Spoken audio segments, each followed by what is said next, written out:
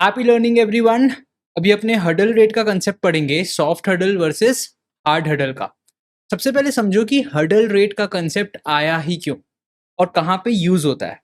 तो जब अपने अल्टरनेटिव इन्वेस्टमेंट फंड मैनेजर्स को, जहाँ पे अपने प्राइवेट इक्विटी के फंड मैनेजर आते हैं और हेज फंड के फंड मैनेजर आते हैं, जब इनको अपने इंसेंटिव फीस पे करते हैं, परफॉर्मेंस फी पे करते हैं, तो वहाँ पे अपन हर्डल रेट का कंसेप्ट को यूज करते हैं। क्यों यूज करते हैं वहाँ पे हर्डल रेट का कंसेप्ट? तो फंड मैनेजमेंट इंडस्ट्री में ना,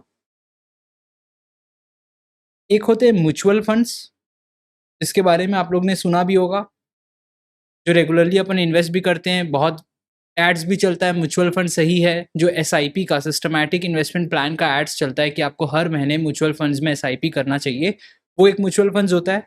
और एक होता है आपका alternative investment, alternative investment funds. यहाँ पे आते हैं आपके private equity, PVC funds, venture capital funds, और एक आते हैं आपके हेज फंड्स। सिंप्लिसिटी के लिए अभी समझो, ये अमीरों का म्यूचुअल फंड है और ये जनरल पब्लिक का म्यूचुअल फंड है।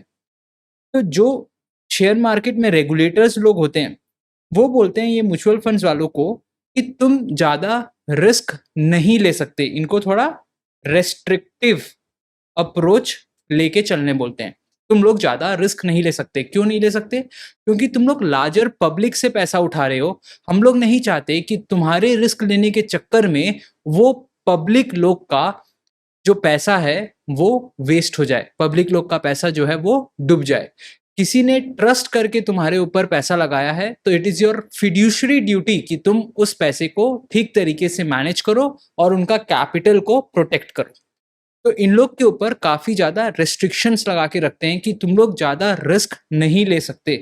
Restrictive and can not take high risk. मतलब तुम लोग लेवरेज नहीं लोगे, तुम लोग डेरिवेटिव्स नहीं लोगे, तुम लोग सीधा स्ट्रेट फॉरवर्ड खाली लॉन्ग ओनली इन्वेस्टमेंट करोगे, लॉन्ग ओनली इन्वेस्टमेंट करोगे। शॉर्ट सेलिंग बगैर तुम लोग को अलाउ नहीं होगा। ठीक है। अब ये लोग फ्री में तो काम नहीं करेंगे, म्यूचुअल फंड इन्वेस्टर्स को इनको एक फीस पे करनी पड़ती है। तो जो इनको फीस मिलती है वो एक स्टैंडर्ड मैनेजमेंट फी मिलती है, स्टैंडर्ड मैनेजमेंट फीस मिलती है। स्टैंडर्ड मैनेजमेंट फीस मतलब जितना भी कैपिटल ये मैनेज कर रहे हैं उसके ऊपर ये आपसे एक फीस चार्ज करेंगे और वो स्टैंडर्ड होगा। मतलब अगर मुकेश अंबानी जाएगा 1000 सीआर लेके, तो भी उससे वो उतना ही फीस चार्ज करेंगे जितना वो आपसे चार्ज करेंगे यदि आप 1 सीआर भी लेके जाते हो। ठीक है।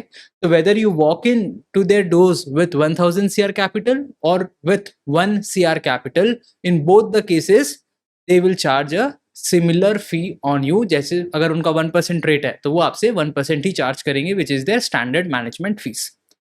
एंड इसके बाद there is no incentive fees. आपको कोई भी इंसेंटिव फीस या परफॉर्मेंस फीस यहाँ पे नहीं करना पड़ता है। ठीक है। ये तो कहानी हुई अपनी नॉर्मल म्यूचुअल फंड्स वालों की। जो ये अल्टरनेटिव इन्वेस्टमेंट फंड्स वाले होते हैं, पीईवीसी फंड्स होते हैं, हेज फंड्स होते हैं, जो अमीरों का म्यूचुअल फंड है।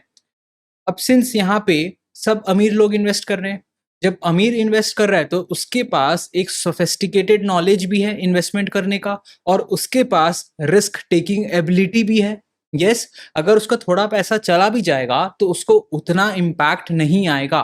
तो जो रेगुलेटर्स हैं इनको इतना रेगुलेट नहीं करते हैं। They can have a flexible approach. ठीक है, they can have a flexible approach, and they are allowed to take high risk, they are allowed to take high risk। आपको लेवरेज लेना है, आप लेवरेज लीजिए। आपको डेरिवेटिव्स ट्रेडिंग करनी है, आपको ऑप्शंस ट्रेडिंग करना है, आपको फ्यूचर्स में ट्रेडिंग करना है, आपको जो करना है आप करो, शॉर्ट सेलिंग करना है करो। सारे हाई रिस्क एक्टिविटीज में आप पार्टिसिपेट कर सकते हो। अब इनको मिलता है management fees, which is asset under management के ऊपर इनको एक फीस मिलेगा, and which is negotiated, which is negotiated. मतलब डिफरेंट इन्वेस्टर्स के लिए ये लोग डिफरेंट फी स्ट्रक्चर रख सकते हैं, नेगोशिएट कर सकते हैं। अगर मुकेश अंबानी जाएगा 1000 सीआर लेके तो उससे ये लोग डिफरेंट फीस चार्ज करेंगे। अगर आप जाओगे 1 सीआर लेके तो ये आपसे एक डिफरेंट फी चार्ज करेंगे। So the management fees here is negotiable. Plus इसके साथ साथ हम लोग यहाँ पे एक परफॉर्मेंस फीस भी देते हैं, एक इंसेंटिव फीस भी देते हैं कि अगर तुम हम लोग को बहुत अच्छा रिटर्न जनरेट करके दोगे, अगर तुम लोग हमको बहुत अच्छा प्रॉफिट्स जनरेट करके दोगे, तो हम लोग उस प्रॉफिट के ऊपर तुमको एक्स्ट्रा फीस पे करेंगे। तो उस प्रॉफिट का कुछ हिस्सा हम आपको भी देंगे। क्यों देंगे यहाँ पे? यहाँ पे नहीं देते, पर यहाँ पे अपन क्यों देते हैं? देखो, यहाँ पे हम लोग ने इनको अलाउ कर दिया कि तुम लोग बहुत हाई रिस्क ले सकते हो। अब इन लोग के तो मजे हो गए, किसी और का पैसा और हाई रिस्क लेना अलाउड है। तो ये लोग क्या करेंगे कि एकदम हाई रिस्क एक्टिविटीज में इन्वेस्ट करेंगे।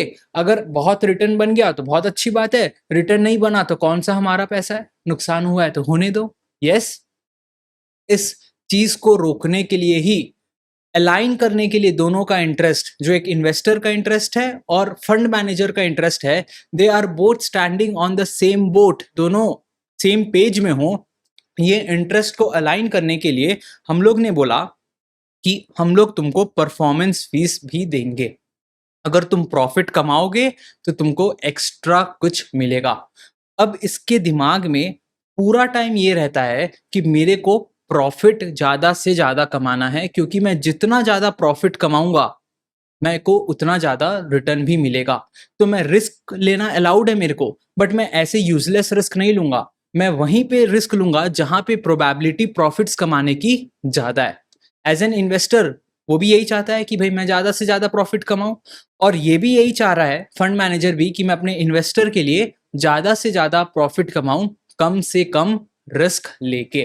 तो दोनों का इंटरेस्ट अलाइन करने के लिए अपन लोग को यहाँ पे उनको परफॉर्मेंस फीस, इंसेंटिव फीस भी देना पड़ा। दोनों एक ही चीज होती है। अब परफॉर्मेंस फीस देना है तो पूरे रिटर्न के ऊपर दे देंगे क्या?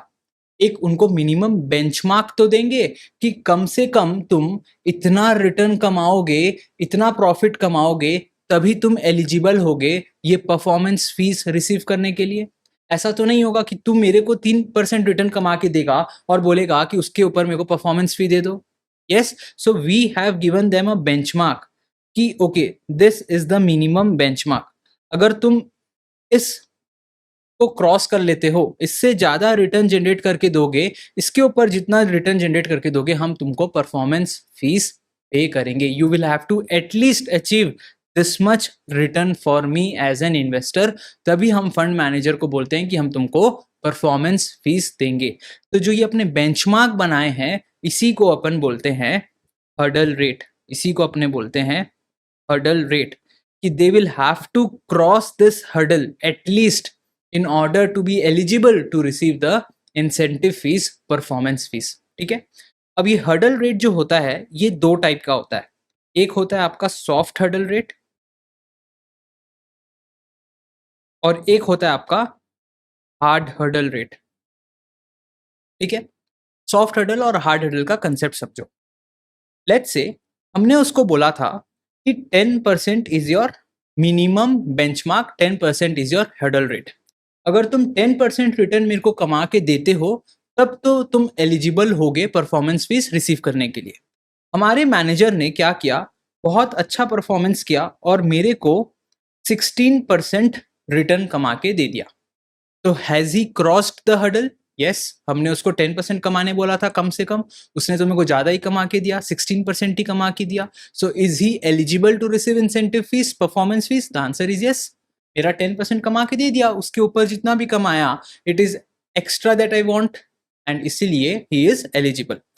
अब अगर तुम हर्डल रेट को टच कर जाते हो, तो हर्डल रेट के ऊपर तुम जितना एक्स्ट्रा रिटर्न कमाए, ये जितना एक्स्ट्रा रिटर्न तुम कमाए हर्डल रेट के ऊपर, खाली इस एक्स्ट्रा रिटर्न के ऊपर मैं तुमको परफॉर्मेंस फीस दूंगा, मैं तुमको इंसेंटिव दूंगा।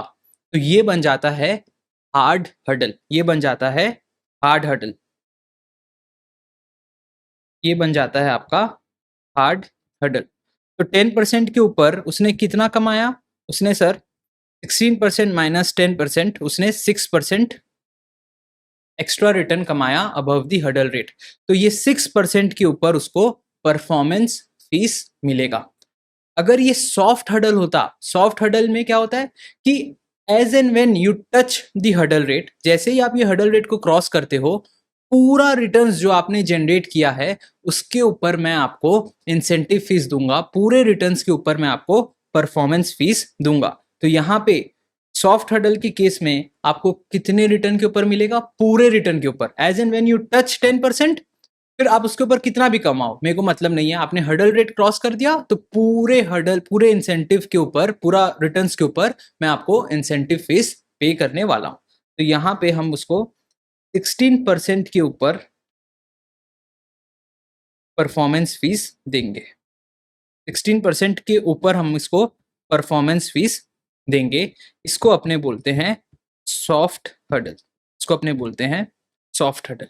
एग्जाम्पल समझो कि लेट्स से आपने 100 रुपीज इन्वेस्ट किया था, तो उसके ऊपर उसको 10% रिटर्न कमाना था कम से कम, तो उसको ₹10 आपको कमा के देना चाहिए था। उसने कमाया कितना? आपके 100 रुपीज के ऊपर उसने 16% रिटर्न कमाया। मतलब सर ₹16 कमा के दिया, कमाना था 10, कमाया 16, ज्यादा कमाया, he is eligible to receive performance fee. अगर ये सॉफ्ट हडल होता तो हम इसको पूरे 16 रुपीज के ऊपर इंसेंटिव फीस पे करते। लेट्स अगर 20% है, 30% है, जो भी इंसेंटिव फी है, पूरा 16 रुपीज के ऊपर इसको पे किया जाता।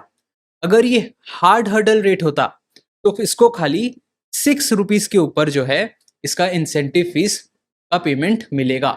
Anything extra that you have earn, incremental return के ऊपर आपको जो है ये हडल रेट आपने कमाया है, इंक्रीमेंटल रिटर्न के ऊपर हम आपको आपका परफॉर्मेंस फी पे करेंगे। ठीक है, so this is the basic idea. अभी अपन इसके ऊपर एक क्वेश्चन भी सॉल्व करेंगे एंड उसके बाद will continue with the next topic.